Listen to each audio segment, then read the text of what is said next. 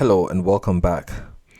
So in this episode we are continuing our discussion on the clock configuration, and the objective of this episode is to make a correction to a mistake I made in the previous video. So basically I said that even though while we were blinking LEDs we had never configured the system clock and we still got how delay to work.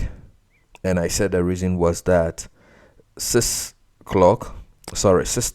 which is the system timer, is independent of the clock configuration. That was a mistake. If you look at this clock tree here, you can see that after, sysclock gets its source and it goes through all these prescalers. This is it. To Cortex system timer. This is the SysTick timer. Okay.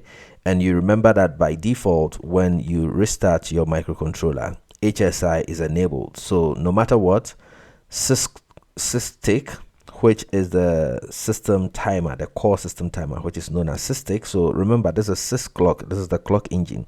I'm talking of SysTick. So SysTick is basically getting the clock source from sysclock after it has gone through all these prescalers. So that was a mistake I shouldn't have made, and I'm sorry for that. Alright, so before we start writing code to confirm some of the things we learned in the previous episode, I want us to spend some time talking about these prescalers and why they are important, right?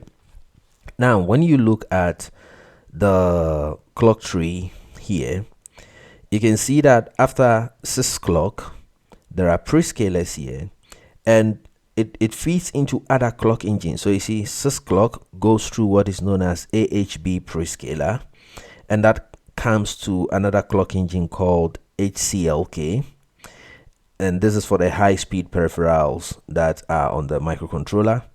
And then they also, from HCLK, it branches off into two other prescalers, APB1 and APB2. These are buses, right?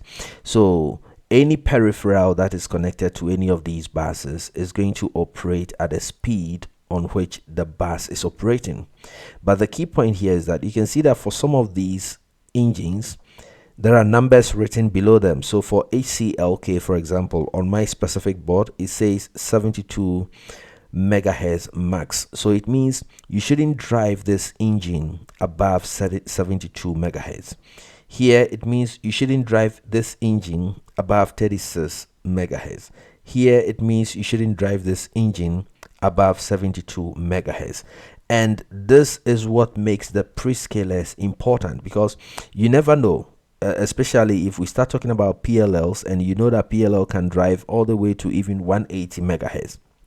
Then there's a need for these prescalers to be in place so that any other clock engine that shouldn't exceed a particular frequency, you can leverage the prescalers to contain or to place a maximum limit on the speed at which you drive those clock.